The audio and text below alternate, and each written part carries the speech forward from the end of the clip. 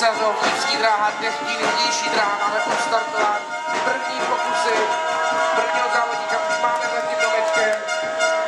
A je drobné zaváhání, že vypadla ta štafeta, nebo to štafetový kolík, že Proudnice.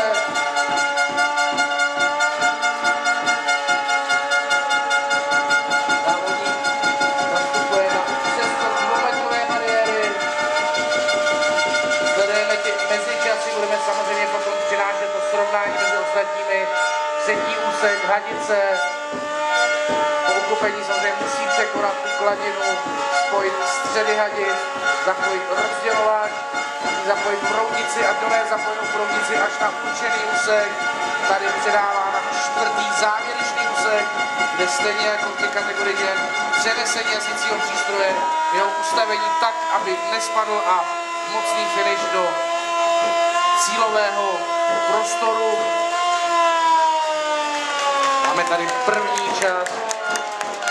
Doběh Dechtína, za ním teď dobíhá i Císařov. Takže počkáme si, zda oba dva